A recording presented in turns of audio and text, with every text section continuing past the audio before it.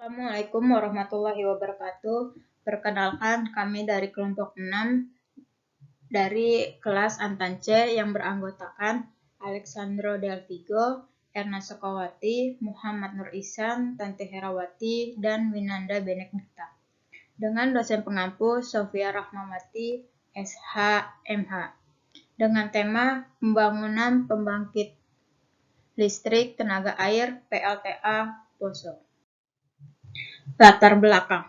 Saat ini sebagai besar kebutuhan listrik nasional masih banyak bergantung pada energi termal dan diesel, terutama untuk wilayah di luar Pulau Jawa untuk mengurangi pemakaian sumber daya alam tidak terbarukan, serta menjaga lingkungan terhadap pencemaran akibat pembakaran bahan bakar minyak dan gas. Pengembangan potensi sumber daya air untuk memenuhi kebutuhan kelistrikan merupakan sumber daya alternatif yang harus mendapatkan perhatian khusus. Indonesia dengan kondisi topografi dan iklim geografisnya mempunyai potensi yang sangat besar untuk mengembangkan dan pemanfaatan sumber daya air. Sejalan dengan kebijakan pemerintah dalam hal keanekaragaman energi serta aman terhadap lingkungan. Dan potensi tenaga air mendapatkan prioritas utama untuk dikembangkan lebih lanjut. Pengembangan kelistrikan di Indonesia dikelola oleh PT PLN Persero. Sebagai pihak yang mendapatkan wewenang pemerintah yang bertanggung jawab terhadap penggadaian, pengelolaan, dan pengembangan tenaga kelistrikan termasuk perencanaan, pekerjaan, kontribusi, pengoperasian, jaringan, transmisi, dan sistem distribusinya. Di samping itu, juga perencanaan pemenuhan kebutuhan energi listrik dan harga jual energi listrik dengan tetap berdominan kepada peraturan pemerintah. Alasan pembangunan PLTA Poso.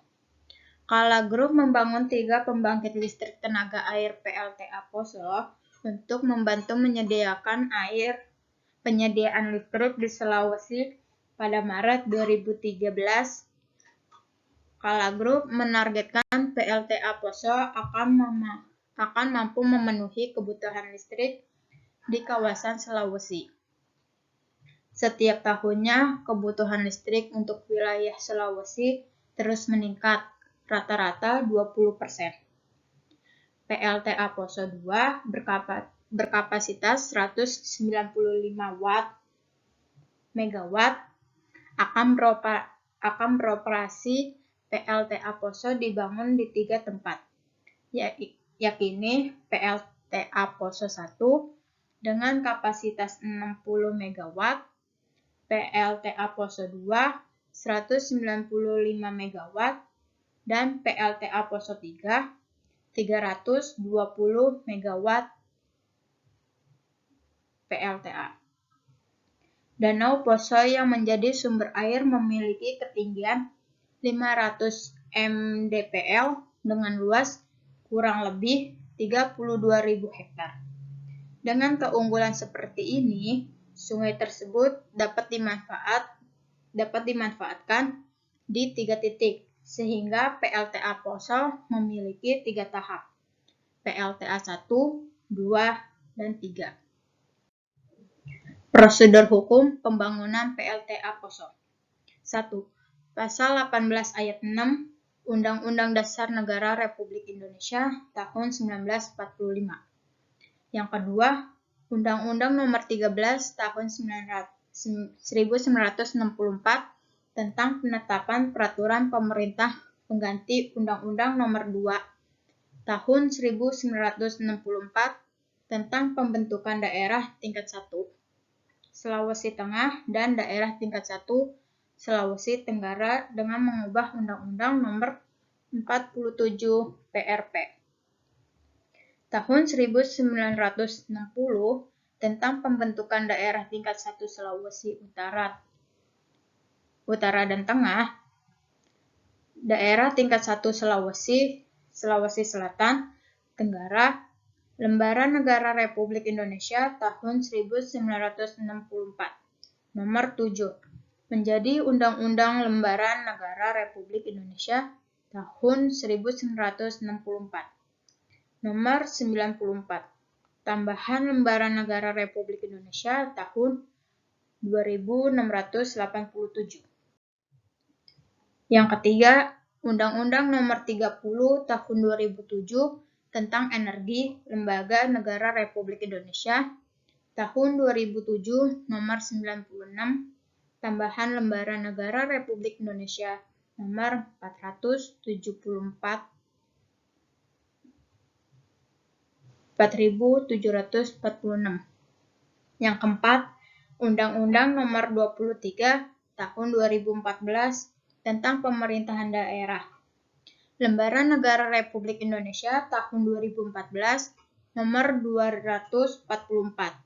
Tambahan Lembaran Negara Republik Indonesia Nomor 5587 sebagaimana telah diubah terakhir dengan Undang-Undang Nomor 9 Tahun 2015 tentang perubahan kedua atas Undang-Undang Nomor 23 Tahun 2014 tentang Pemerintahan Daerah.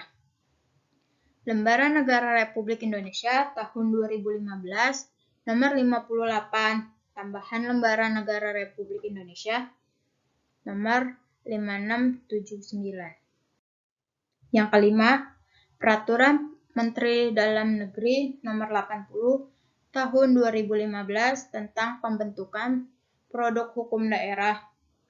Berita Negara Republik Indonesia tahun 2015 Nomor 2036.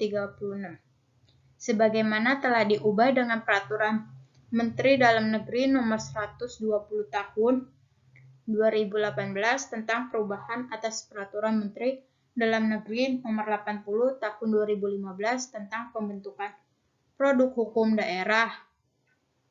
Berita Negara Republik Indonesia tahun 2018 Nomor 157. Dampak negatif dari pembangunan PLTA di Poso. Yang pertama, banyak petani yang kehilangan lahan atau sawah karena terendam air dari sungai tersebut.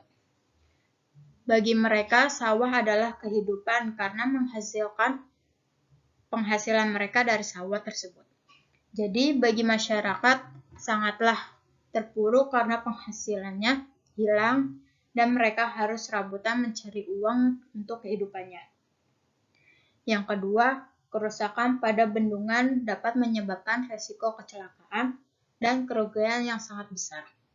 Yang ketiga, mengganggu keseimbangan ekosistem sungai atau danau akibat dibangunnya bendungan. Di bawah ini adalah gambar dampak negatif dari pembangunan PLTA di Poso. Selanjutnya ada dampak positif dari pembangunan PLTA di Poso. Yang pertama, mendorong tumbuhnya perekonomian masyarakat sekitar seperti menambah lapangan pekerjaan baru bagi masyarakat. Misalnya, masyarakat yang dulunya berprofesi sebagai petani dapat bekerja di PLTA. Yang kedua, bebas emisi karbon yang tentu saja merupakan kontribusi berharga bagi lingkungan. Yang ketiga, bendungan yang digunakan biasanya dapat sekaligus digunakan untuk kegiatan lain, seperti irigasi atau sebagai cadangan air ataupun pariwisata. Rekomendasi. Yang pertama, masyarakat lebih mengutamakan lagi pendidikan, agar supaya pekerja yang ada di PLTA tidak hanya sebatas buruh biasa, namun bisa menjadi bagian administrasi atau bagian-bagian penting lainnya yang ada di perusahaan PLTA tersebut sesuai dengan keahlian masing-masing yang didukung oleh pengetahuan yang dimiliki melalui pendidikan. Yang kedua, menjaga dan memelihara sarana dan prasarana yang sudah diberikan oleh pihak PLTA. Yang ketiga, dengan sumber daya yang dimiliki oleh Desa Selawana, khususnya Sungai Poso, yang merupakan dapat berdirinya PLTA. Harus terus dijaga kelestariannya dengan manajemen pemeliharaan yang baik agar lebih efektif dan efisien. Sekian dari kelompok 6. Mohon maaf apabila ada kesalahan. Wassalamualaikum warahmatullahi wabarakatuh.